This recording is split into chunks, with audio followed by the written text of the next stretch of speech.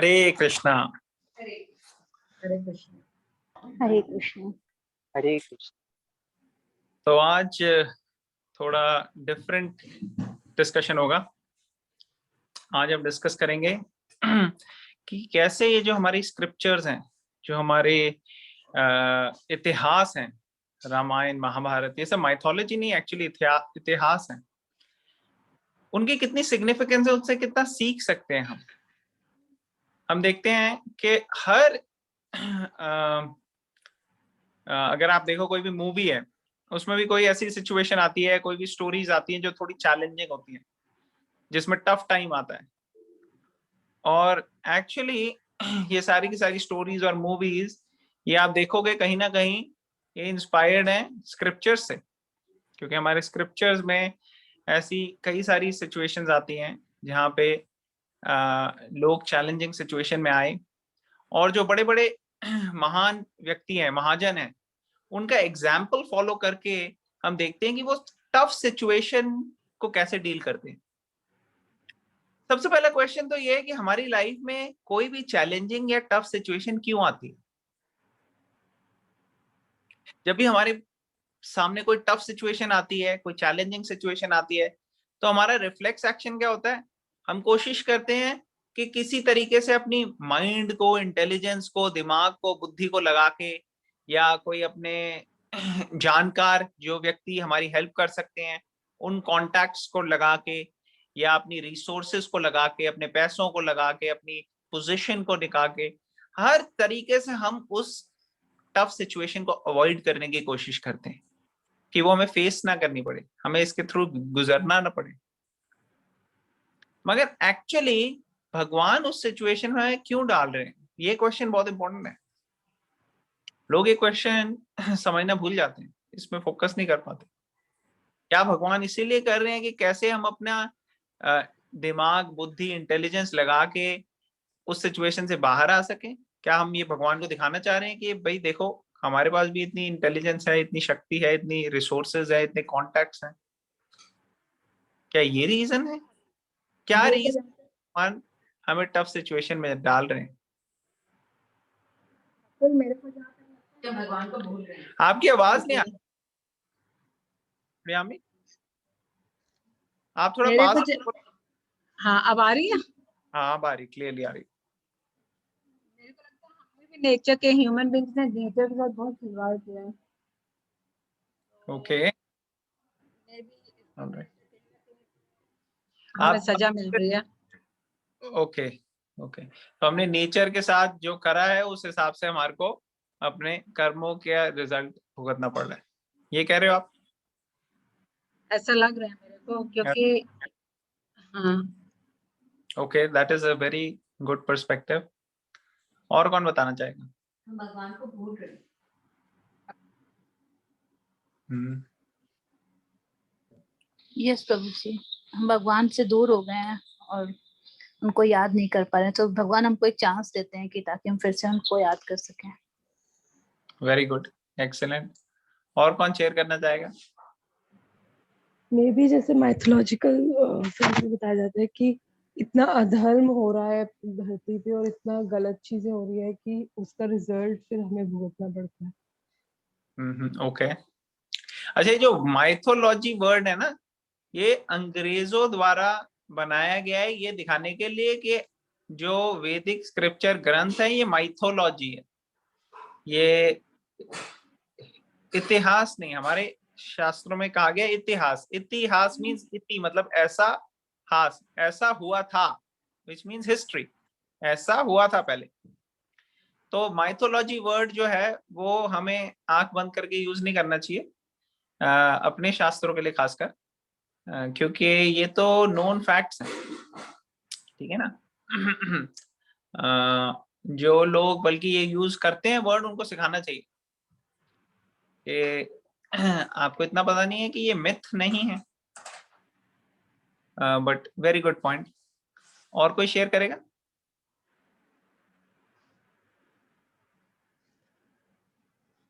तो आप सबने बताया कि जैसे भगवान ने हम भगवान को भूल गए हैं और ये मौका दे रहे हैं भगवान, या फिर हमारे कर्मों के रिजल्ट मिल रहे हैं, जब एक्चुअली उस स्थिति से हम गुजर रहे होते हैं तो इस तरीके की सोच हमारी होती नहीं है। हम तो जब टफ सिचुएशन से गुजरते हैं तो होता है जैसे के तैसे यहां से निकलो, ये स्थिति हमें नहीं वो करनी, फेस नहीं करनी, खासकर अगर वो खराब डायरेक्शन में, खराब दिशा में जा रही, किसी ना किसी तरह से उसको अवॉइड करो। बट जो ट्रेंड होते हैं व्यक्ति, जो अपने आप को शास्त्रों के हिसाब से ट्रेन कर पाते हैं, वो देखते हैं कि भगवान इस स्थिति में मुझे किस तरीके से रिस्पॉन्ड करने के लिए डायरेक्शन दिखा रही है। तो वो हर स्थिति को एक अपॉर्चुनिटी लेते हैं भगवान की तरफ बढ़ने की, क्योंकि actually every situation is an opportunity. हर स्थिति जो है वो एक अपॉर्चुनिटी है। हर चैलेंजिंग सिचुएशन में there is a seed of blessing, और वो सीड ऑफ ब्लेसिंग है कि हम भगवान की शरण ले सकते हैं, भगवान के होली नेम की शरण ले सकते हैं, पूरी तरह से हम भगवान को समर्पित कर सकते हैं। अदरवाइज नॉर्मल दिनों में जब सब अच्छा चल रहा होता है तो हमारे लिए डिस्ट्रैक्ट होना बड़ा आसान हो जाता है। हम डिस्ट्रैक्ट हो जाते हैं दूसरी चीजों में, कि यहाँ चले जाते हैं, वो मूवी देख लेते हैं, वो मैच देख लेते हैं, खाना पीना घूमना, और उसमें भगवान की नेचुरल शेल्टर लेना थोड़ा मुश्किल हो जाता है एक्चुअली। लेकिन जब टफ सिचुएशन होती है तो स्पॉन्टेनियसली, नेचुरली भगवान की शरण लेना बहुत ही इजी हो जाता है, क्योंकि हमें पता लग जाता है कि हमारे हाथ में तो कुछ है नहीं। और सही मायने में भगवान इसीलिए ऐसा टाइम अरेंज करते हैं कि कैसे हम भगवान की पूरी तरह से शरण ले सकें। तो ऐसा मौका जिसमें ये मिल रहा है, उसमें हम पूरी तरह से भगवान की शरण लेना और भगवान का नाम लेना बहुत जरूरी है। इसीलिए सब लोगों को इस वक्त एक कोरोना क्राइसिस को देखना चाहिए कि कैसी ये अपॉर्चुनिटी है भगवान की पूरी तरह शेल्टर लेने की, और कैसे स्पिरिचुअल लाइफ को मैक्सिमाइज करना चाहिए। उससे आप लोगों का भी भला होगा, बाकियों का भी भला होगा। और जैसे आप लोगों में से कई लोगों ने कहा कि कर्मों के रिजल्ट मिल रहे हैं, वो कर्मों के रिजल्ट नलीफाई हो जाएंगे और आपको और कर्मों के रिजल्ट भुगतना नहीं पड़ेगा। ऐसे कर्म ही नहीं आप करोगे जिससे आपको विकर्म लगे, कर्मों का रिजल्ट भुगतना पड़े। तो इसलिए ये एक अपॉर्चुनिटी है। सबसे अच्छा तरीका है भगवान के पास जाके अपना हृदय खोलना, कृष्णा के पास जाके अपना हृदय भगवान से प्रकट करना, क्योंकि भगवत गीता में कृष्णा कहते हैं अहम बीजा प्रदापिता, मैं सारे जीवों का, I am the seed giving father of every living entity. तो इस भावना से भगवान की तरफ हमारे को समर्पित होके भगवान का शरण लेना चाहिए। और अगर हम ऐसा करते हैं तो ये परफेक्ट हो जाएगा हमारा रिस्पॉन्स एक टफ सिचुएशन के। जो टफ सिचुएशन आई उसमें परफेक्ट रिस्पॉन्स। हम एग्जांपल लेंगे कि कैसे शास्त्रों में ऐसा किया गया है, और उसके लिए हम एग्जांपल लेंगे हनुमान जी का। हनुमान जी, हिंदुस्तान में देखो कितने अलग अलग ऑर्गेनाइजेशंस हैं, कितनी अलग अलग धारणाएं हैं, हो सकता है बिलीफ सिस्टम भी थोड़े थोड़े अलग हैं, लेकिन कुछ चीजों में लोग काफी सिमिलर है। जैसे कर्मा, जनरली सब समझते हैं कि हाँ कर्मा जो है उसकी फिलॉसफी एग्जिस्ट करती है, तो वो लोगों को थोड़ी समझ में आती है जो थोड़े नॉलेजेबल है। और कई लोगों को सब रिस्पेक्ट करते हैं। जैसे मोस्टली आप देखोगे हनुमान जी को हर जगह, हर धर्म में रिस्पेक्ट मिलती है with in the Hindu system. कई सारे ऑर्गेनाइजेशन, कई सारे वो हैं, लेकिन जनरली आप देखोगे वो सब रिस्पेक्ट करते हैं। लेकिन अगर हम हनुमान जी की लाइफ को स्टडी करें तो हमें कई चीजें सीखने को मिल सकती है। एक तो ये सीखने को मिल सकता है कि कैसे हनुमान जी है वो कोई बहुत बड़े ब्राह्मण फैमिली से नहीं हुए, वो हुए हैं एक ह्यूमन फैमिली से भी नहीं हुए एक तरीके से, लेकिन फिर भी वो भगवान के कितने बड़े भक्त हैं। तो कोई किसी भी फैमिली में बॉर्न हो, वो रोक नहीं सकता भगवान की तरफ हमारी भक्ति करने की। और भगवान की जो सेवा है, जैसे हम कहते हैं भगवान कृष्ण के साथ हमारा संबंध ऐसा है, सबका, सारे जीवों का एक संबंध है। क्या संबंध है? कि भगवान के हम प्रेममयी भक्ति भावना से सेवा करने में लगे रहते हैं। ऐसा हमारा संबंध है भगवान के साथ। अभी हम वो भूलने की वजह से क्या हो गया है कि हम भगवान के साथ जुड़ नहीं पा रहे। लेकिन ये जो भगवान की सेवा है, ये 5 तरीके से लोग करते हैं, प्रमुख मेनली 5 तरीके से। तो 5 तरीकों में से एक है, इसको कहते हैं रस। भगवान के साथ जो रस का आदान प्रदान है वो 5 तरीके से होता है। एक होता है पैसिव स्टेट, उसको कहते हैं शांत भाव। शांत भाव मीन्स भगवान की सेवा बड़ी लिमिटेड है, लेकिन भगवान के अंदर हम सेवा का भावना शुरू हो गई है सेवा करने की, लेकिन पूरी तरह से मैनिफेस्ट नहीं हुई। तो हमने कई बार ये डिस्कस किया ना कि कैसे भगवान के जो धाम में अगर आप जाओगे कृष्णा के, तो वहां पे हर चीज कॉन्शियस है, उनके ऑर्नामेंट्स भी कॉन्शियस हैं। अब ये ऑर्नामेंट्स भी जो है ये सेवा कर रहे हैं, लेकिन ये एक्टिव सेवा नहीं कर रहे, जस्ट पैसिव स्टेट में सेवा कर रहे हैं। और ऐसे कई सारे अलग अलग वे हैं भगवान की सेवा करने के शांत भाव में। उसी तरह से जब सेवा भावना बढ़ जाती है तो शांत से ऊपर आ जाते हैं लेवल, और उसका जो नेक्स्ट लेवल है वो है दास्य भाव। दास्य भाव मीन्स भगवान के दास के रूप में सेवा करना, कि I am the servant of God. और इसके एक क्लासिक एग्जांपल है हनुमान जी, उनके बारे में भी हम और डिस्कस करेंगे। नेक्स्ट लेवल आता है दास्य के बाद वात्सल्य। वात्सल्य मीन्स क्योंकि हम भगवान की सेवा कर रहे हैं और सेवा के लिए भगवान को अपना खुद का पुत्र समझना, जैसे हम अपने पुत्र के सेवा करते हैं उस तरीके से भगवान की सेवा करना, ये होता है वात्सल्य। कि जब डिवोटी जो है वो भगवान को सोचता है कि ये तो मेरा खुद का बेटा है, इसका मतलब ये है कि जो भगवान की एक पावरफुल पोजीशन है कि ये भगवान है, उस पोजीशन को वो टोटली हटा देते हैं। उनको समझ में कॉन्शियस नहीं रहते कि अरे ये तो भगवान है। जैसे यशोदा माई या नंद बाबा, उनको ये कॉन्शियस नहीं है कि ये कृष्णा जो है भगवान है इसलिए इनके सेवा करनी है, नहीं, वो इसलिए सेवा कर रहे हैं कृष्णा की क्योंकि उनको लगता है कि ये तो मेरा बच्चा है। और प्रेम से, ये होता है प्योर प्रेम के लेवल।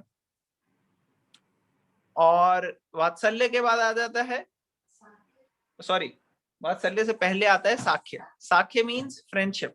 जब कृष्णा के दोस्त सोचते हैं कि अरे ये तो अपना यार है यार, ये कोई भगवान वगैरह नहीं है, ये भगवान थोड़ी है, ये तो हमारा दोस्त है कृष्णा, और उसको जो भी उनको अच्छा लगता है वो कृष्णा को देते हैं, कृष्णा आप भी लो। और कृष्णा जो है वो कैसे रेसिप्रोकेट करते हैं, वो रेसिप्रोकेट करते हैं बाय लव।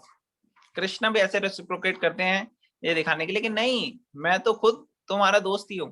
जब रेसलिंग होती है दोस्तों की तो कृष्णा हारने में बड़ा आनंद लेते हैं, कृष्णा हार जाते हैं और दोस्त जीत जाते हैं, वो सही में सोचते हैं कि हमने कृष्णा को हरा दिया। यस, ये है कृष्णा का वात्सल्य रूप में सेवा करना। और सॉरी, वात्सल्य नहीं, साख्य रूप। फिर नेक्स्ट था वात्सल्य, वो हमने डिस्कस किया, पेरेंटहुड। और वात्सल्य से भी ऊपर होता है माधुर्य, लवर। जब जैसे गोपीज ऑफ वृंदावन या फिर कृष्णा की जो वाइफ्स हैं द्वारका की, वो उस वे में सेवा। तो ये अलग अलग भाव है सेवा करने के। अब दास्य भाव, ये सारे के सारे प्योर है, ये सारे प्योर डिवोशन है। ऐसा नहीं है कि किसी में भी इम्प्योरिटी है सारे प्योर। लेकिन जो दास्य भाव है हनुमान जी का, उसके बारे में आज हम डिस्कशन करेंगे। हनुमान जी के कई एग्जाम्पल्स आते हैं रामायण में जहां पे ये क्लियर हो जाता है कि कैसे हनुमान जी को सबसे प्रिय है कि भगवान राम की सेवा। उनको अपने खुद की लाइफ प्रिय इतनी नहीं है जितनी भगवान की सेवा है। जब जाम्बवंत जी ने उनको याद दिलाया कि अरे जाना है और हमें किसी को भी समझ में नहीं आ रहा था कि कैसे क्रॉस करना है समुद्र को, कैसे पूरे समुद्र को लांघना है। वहां तक पहुंच गए थे और उनको आइडिया भी दे दिया था कि भाई देखो इसके पार लंका है, वहां पे होने की संभावना है। तो सब सोच रहे थे, सबसे पूछा कि भाई कौन जा सकता है। तो किसी एक वानर ने कहा कि देखो मैं 50 योजन तक तो जा सकता हूँ, लेकिन ये तो बहुत ज्यादा है। कितना योजन था? कई सैकड़ों योजन था। कोई कहता है कि मैं 100 तक जा सकता हूँ, लेकिन इतना बड़ा नहीं जा सकता। कोई कहता है मैं जा तो सकता हूँ लेकिन वापस नहीं आ सकता। अंगद कहता है, अंगद कहता है कि मैं जा तो सकता हूँ लेकिन वापस नहीं आ सकता। फिर सब हैरान हो रहे थे कि कौन जा सकता है। तो जामवंत जी ने याद कराया हनुमान जी को, और तब कि हनुमान जी आप जा भी सकते हो और वापस भी आ सकते हो, इतनी शक्ति है आप। तो हनुमान जी जो है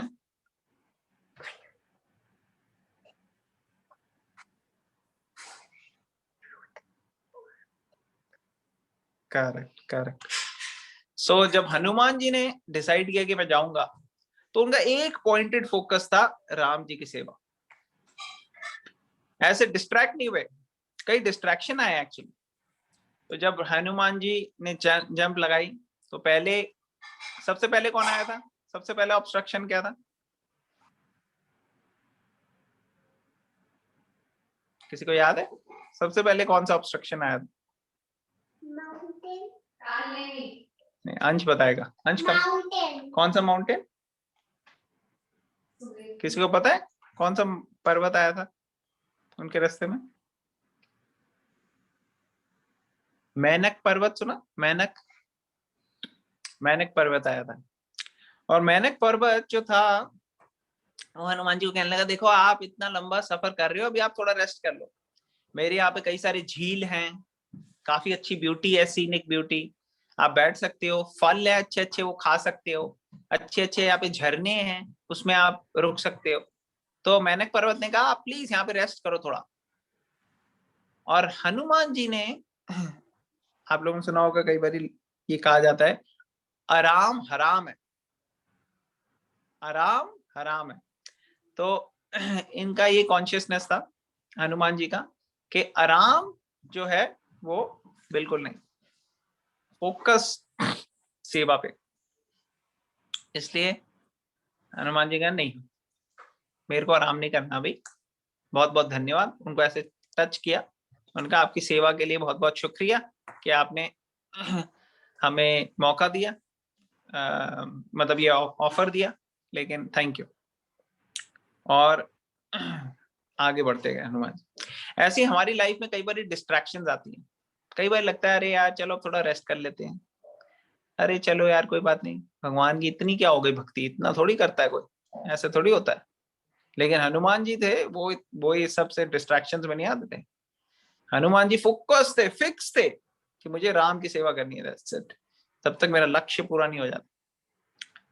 तो उनको आराम बिल्कुल उनके कॉन्शियसनेस में ही नहीं था कि ऐसे करना। फिर आगे गए तो नेक्स्ट कौन सा ऑब्स्टेकल आया उनके रास्ते में, हनुमान जी के रास्ते में? यस, सुरसा। सुरसा जो थी वो एक बहुत बड़ी राक्षस नहीं है। मुंह खोल के उन्होंने कहा कि ये देखो ब्रह्मा जी का मेरे को वरदान है कि कोई भी मेरे मुंह में जाए बगैर इस जगह को क्रॉस नहीं कर सकता, तो मैं तुम्हें खाऊंगी अब। तो हनुमान जी ने अपना शरीर बहुत बड़ा कर लिया, आप लोगों को सबको पता है। उसने भी शरीर मुंह बड़ा कर लिया। फिर हनुमान जी ने और बड़ा किया, उसने और बड़ा किया, फिर और बड़ा किया, और बहुत बड़ा उसका हो गया शरीर, मुंह। तो हनुमान जी ने क्या किया, अपने आप को बहुत छोटा कर लिया, इतना सा, फटाफट उसके मुंह में गए, और इससे पहले कि वो मुंह बंद करती वो वापस आ गए। उन्होंने कहा देखो तुम्हें ब्रह्मा जी का वरदान था कि कोई भी तुम्हारे मुंह में जाए बगैर नहीं जा सकता, मैं ऑलरेडी तुम्हारे मुंह में जाके वापस आ गया, तो इसलिए मैंने ब्रह्मा जी का वरदान पूरा किया। तो तब जो सुरसा है वो अपने रूप उसने चेंज किया। उसने कहा एक्चुअली मेरे को तो देवताओं ने भेजा था आपको टेस्ट करने के लिए।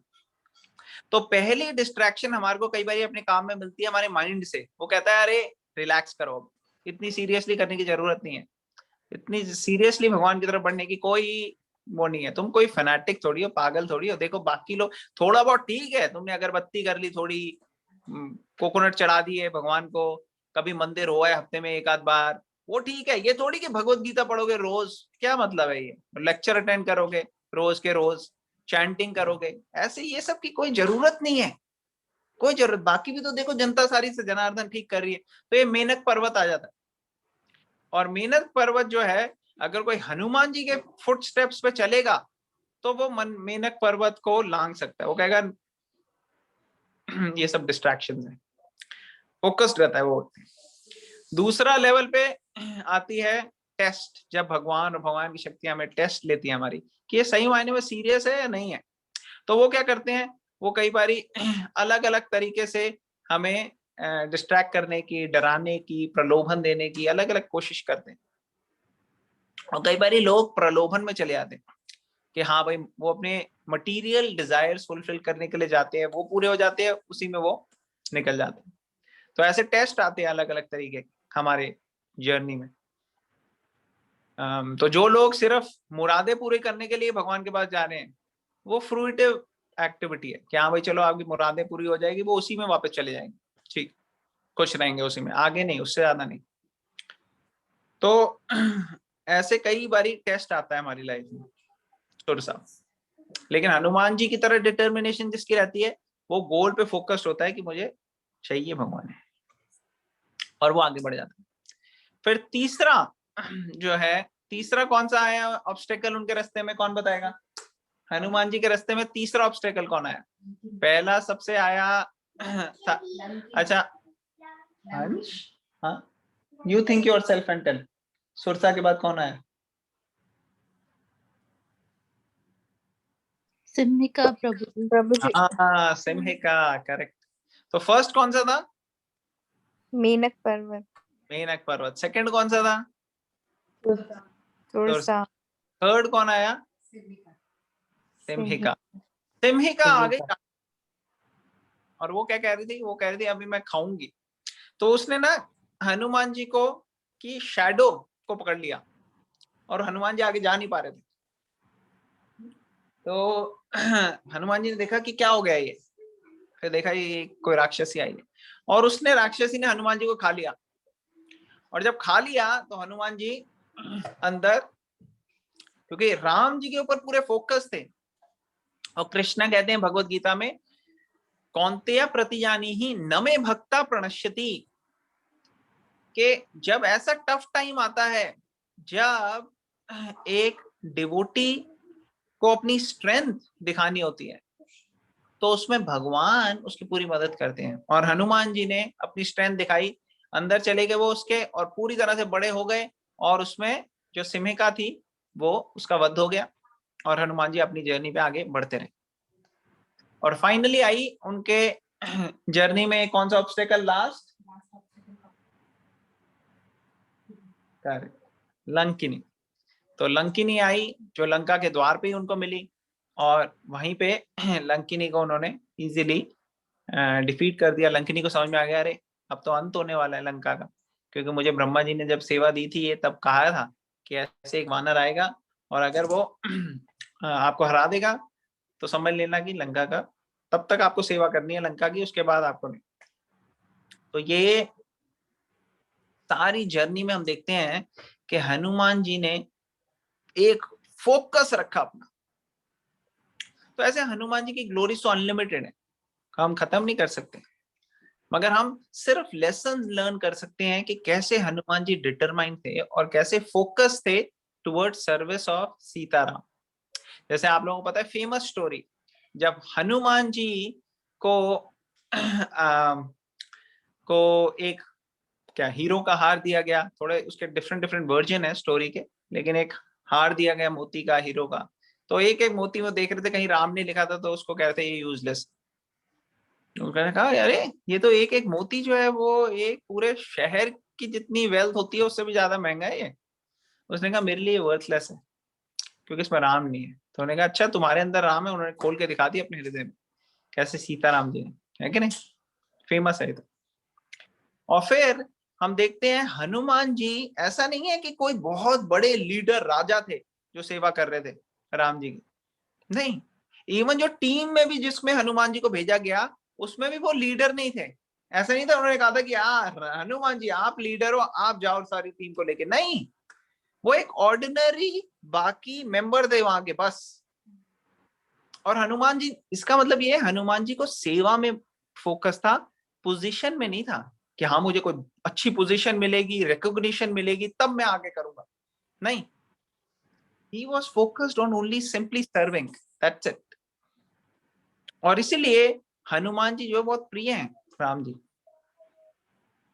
फिर हम देखते हैं कि जब सीता जी को ढूंढ के उनके बारे में सारा कुछ इंफॉर्मेशन लेके हनुमान जी वापस आए, तो हनुमान जी की पूरी टीम जो साउथ से आ रही थी वो गई राम जी के पास। तो अब जब राम जी ने वहां पे पूछा कि अरे सीता मिल गई, क्या हुआ, तो हनुमान जी ने ये नहीं कहा हाँ हाँ मुझे मिली थी, मेरे को मिली थी, मैं गया पूरे उसको करने के लिए, ऐसे नहीं बोला हनुमान जी ने। हनुमान जी जो थे, he did not want to be in the limelight। हम जब एक कोई काम करते हैं तो हम उसका ढिंडोरा तब तक नहीं पीटना नहीं छोड़ते जब तक एक एक व्यक्ति को कम से कम 50 बार ही ना बता दें हमने, है कि नहीं। अगर कभी हमने कुछ अच्छा किया स्पिरिचुअल लाइफ में या मटेरियल लाइफ में, तो हम जरूर उसका ढिंडोरा पीटते हैं सबको। मगर एक्चुअली जो एक होता है कि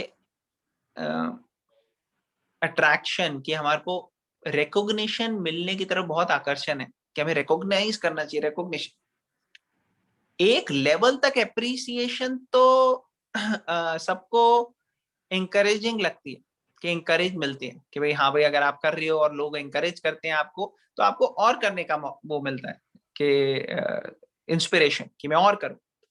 मगर कई बार क्या होता है, हम इससे इतने अटैच और इतने ज्यादा वो हो जाते हैं फोकस कि हम प्राइड को बहुत ज्यादा फ्लेयर कर देते हैं, और ज्यादातर लोग इसी वजह से आगे बढ़ नहीं पाते स्पिरिचुअल लाइफ में भी और मटेरियल लाइफ में, क्योंकि प्राइड आ जाती है। और प्राइड जो होती है वो pride comes before the fall, ऐसे बाइबल में भी कहा है ना कि प्राइड जो है वो आपके डाउनफॉल से पहले का सिम्टम है, साइन है, वार्निंग साइन है।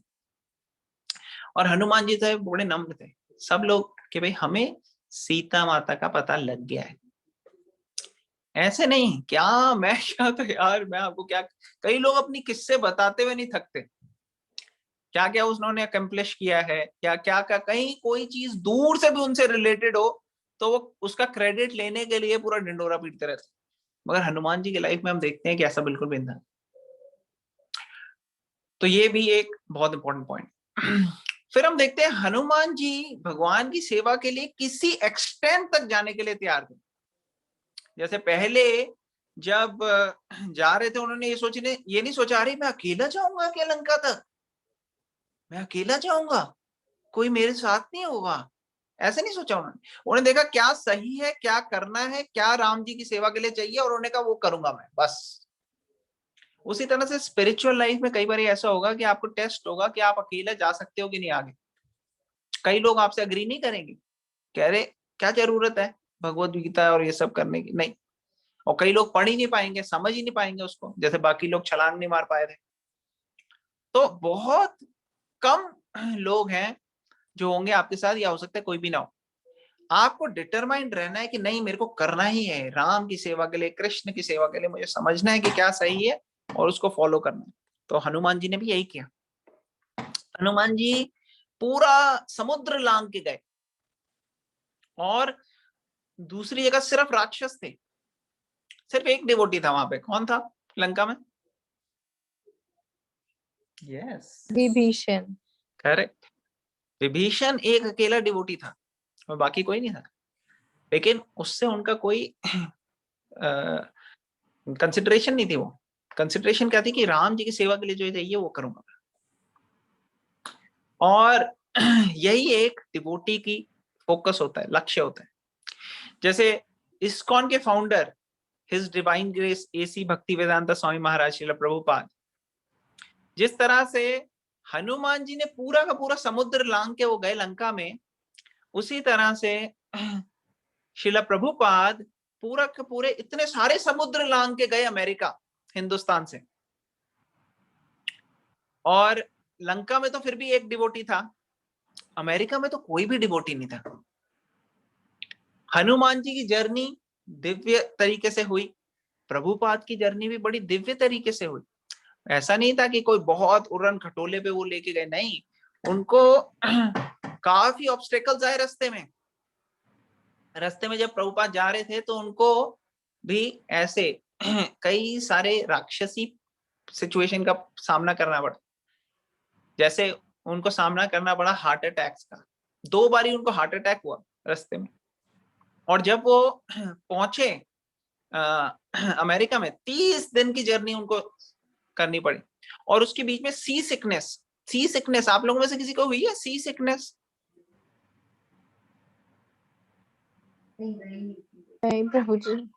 आप लोगों को किसी को सी सिकनेस हुई नहीं, इसलिए आपको पता नहीं है। लेकिन जो लोगों को सी सिकनेस के थ्रू गुजरना पड़ता है, कई लोग ऐसा बताते हैं कि वो लोग समुद्र में छलांग लगा देने को ज्यादा बेहतर समझ रहे थे उस शिप में रहने से। उनको टॉलरेट नहीं हो रहा था, इतनी सीवियर हो सकती है सी सिकनेस कि लोग समुद्र में जहां पे इतने खतरनाक जानवर हैं, जितने सारे व्हेल्स और शार्क और क्या क्या, वहां पे कूदने के लिए तैयार हैं, लेकिन वो शिप में नहीं रह पाते। इन सब का सामना करते हुए प्रभुपाद वहां तक पहुंचे अमेरिका। और वहां लंका में तो एक डिवोटी था, यहाँ पे कोई भी डिवोटी नहीं था। और प्रभुपाद अगले पूरे 1 साल वहां पे रहे। जैसे हनुमान जी जाके एक एक जगह टेस्ट कर रहे थे, अपनी फोकस उनका क्या था, कहाँ है सीता माता, उसी तरह से प्रभुपाद हर जगह टेस्ट कर रहे थे कि कहाँ ऐसे व्यक्ति हैं जिनको भक्ति में ट्रेनिंग दी जा सके, जिनको ये भगवत गीता का ज्ञान दिया जा सके। और जैसे हनुमान जी को काफी निरीक्षण परीक्षण सब कुछ करना पड़ा था लंका का, और फिर जाके सीता माता से मिली, उसी तरह से प्रभुपाद जी को भी 1 साल तक ज्यादा कोई सक्सेस आई नहीं।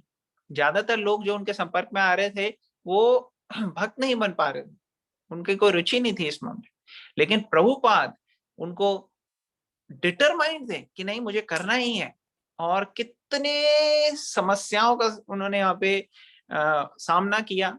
आपको पता ही है अमेरिका बहुत ठंडी जगह है, कोल्ड कंट्री है। इंडिया में तो चलो आप फुटपाथ पे रह सकते हो, अमेरिका में तो इतना कोल्ड है, आप कहाँ बाहर बर्फ में फुटपाथ में रहोगे, मृत्यु हो जाएगी।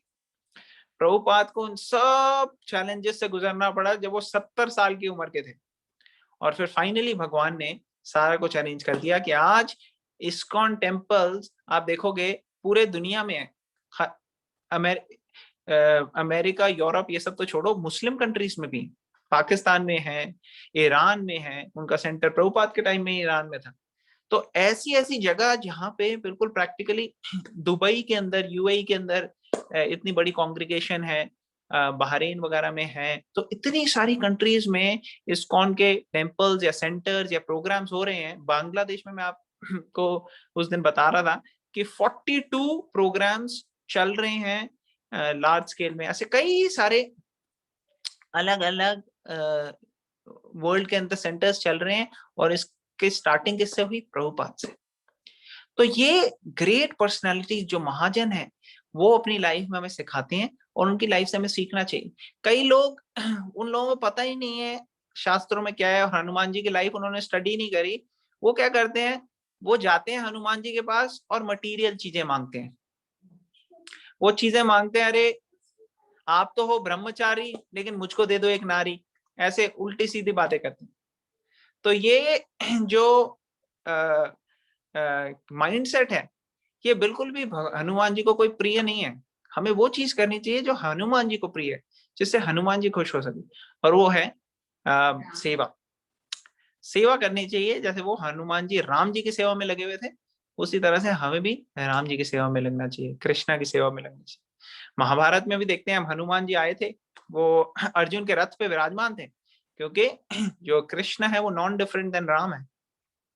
तो इसलिए हनुमान जी का रोल हम देखते हैं, वो हमेशा एंथुजियास्टिक थे सेवा करने के। जहां पे भी कोई अपॉर्चुनिटी हो उनको सेवा करनी है राम जी की। कई बारी भरत, लक्ष्मण और ये सब मीटिंग करते थे कि यार ये क्या है, हनुमान जी हर वक्त सेवा के लिए आए थे, क्या तो उन्होंने कहा एक लिस्ट बनाएंगे राम जी की सेवा के लिए। सो सबने लिस्ट बनाई कि क्या क्या, सबको सेवा बांट दी। उन्होंने कहा जो फर्स्ट कम फर्स्ट सर्व, सारी सेवाएं बट गई। और अब हनुमान जी वहां पे पहुंचे और हनुमान जी ने कहा मेरी सेवा। उन्होंने कहा देखो अभी कोई लिस्ट में सेवा अगर बची है तो आप ले लो। लिस्ट में देखा उन्होंने सबके नाम थे, भरत का भी था, लक्ष्मण, शत्रुघ्न, सबने अपना अपना नाम रखा हुआ था। हनुमान जी का नाम ही नहीं, कोई सेवा ही नहीं बची। आप क्या करेंगे? उन्होंने कहा एक सेवा यहाँ पे आपने ऐड नहीं करी। उन्हें क्या, अगर बाई चांस राम जी को छींक आए तो वो कोई रुमाल देने के लिए चाहिए ना, वहां कोई उनको हैंकी पकड़ाने के लिए होना चाहिए। तो ये काम मेरे को दे दो आप। उन्होंने कहा चलो ठीक है यार, कम से कम हर वक्त कोई ना कोई ले लेते हैं ये काम। तो उन्होंने ठीक है। अब हुआ क्या, वो वहीं होते थे। अब ये वाली ऐसी सेवा थी जिसमें आपको वहीं रहना है। किसी ने राम जी की कुकिंग की सेवा ली, वो जाएगा अब कुकिंग करने। किसी ने ली कि मैं राम जी के कपड़े वगैरह धो के प्रेस करके रखूंगा, तो वो भी जाएगा। अब हनुमान जी का क्या है, उनको हैंकी पकड़ाने का। अब वो वहीं पे खड़े रहते थे राम जी के पास। कोई भी सेवा हो, हनुमान जी, राम जी को पानी चाहिए वो फटाफट लेके आ गए, हनुमान जी, राम जी को कुछ भी चाहिए। तो हनुमान जी के अंदर ये एंथुसियाज्म था सेवा करने के लिए। कई लोगों को सेवा बर्डन लगती है, वो लगता है अच्छा यार कर लेते हैं, अगर कोई नहीं करता तो मैं कर लूंगा ये सेवा, शायद। कईयों के लिए सेवा ऐसी बर्डन होती है, लेकिन हनुमान जी के लिए ऐसा नहीं था। हनुमान जी के लिए सेवा इज माय लाइफ। और ऐसे व्यक्ति हैं जो सही मायने में ये स्पिरिचुअल लाइफ के अंदर कितना रस और कितना आनंद है उसको रिलिश कर सकते हैं। चाहे वो किसी भी काम में हो, किसी भी जॉब में हो, किसी भी स्थिति में हो, किसी भी परिस्थिति में हो, हर स्थिति में वो रिलिश कर सकते हैं ये हायर टेस्ट। तो आज हमें प्रार्थना करनी चाहिए कृष्णा से, राम से, हनुमान जी से, सबसे प्रार्थना करनी चाहिए कि आज स्थिति बड़ी खराब है लोगों की, और उसमें लोगों के लाइफ के अंदर ये स्पिरिचुअलिटी जो भगवत गीता और ये शास्त्रों की है ये आ सके, सबके हेल्थ ठीक हो सके, ताकि वो स्पिरिचुअल लाइफ को अच्छे से सीरियसली ले सके अपनी लाइफ में और अपनी लाइफ को परफेक्ट कर सके। तो हम इसी प्रार्थना से 3 बारी हरे कृष्णा महामंत्र बोलेंगे लाउडली। आप सब भी अनम्यूट करके बोल सकते हैं और प्रार्थना करते हैं भगवान से कि ये जो सिचुएशन टफ टाइम आया इसको हम सही तरीके से फेस कर सकें और इसको एक अपॉर्चुनिटी ले सकें कि हम भगवान के सेवा में और आगे बढ़ें, और सब जो है व्यक्ति इस टफ सिचुएशन से बाहर आके भगवान की सेवा अच्छे से कर सके। तो प्लीज आप सब भी से निवेदन है कि आप भी ये महामंत्र हमारे साथ बोलें। 3 बारी लाउडली बोलेंगे हम लोग सब। हरे कृष्णा हरे कृष्णा कृष्णा कृष्णा हरे हरे राम राम हरे कृष्णा कृष्णा हरे हरे राम राम हरे कृष्णा कृष्णा हरे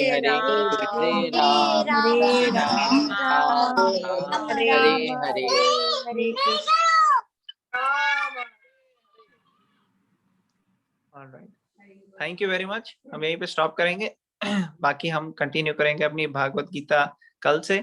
किसी का कोई कमेंट हो तो आप कमेंट कर सकते हैं before we end. It was very interesting Atul, बहुत अच्छा लगा। स्पेशली ये सारी चीजें जो तुमने बताई, ऑब्स्ट्रक्शंस कौन कौन से थे, and he was so determined, Hanuman ji, that was really good. Thank you very example.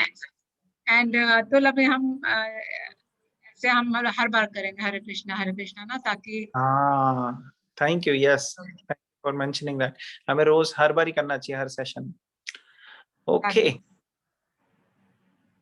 और स्टार्टिंग एंड एंड में हम कर सकते हैं हरे कृष्णा महामंत्र का। हाँ राशिका आप क्या कह रहे हो?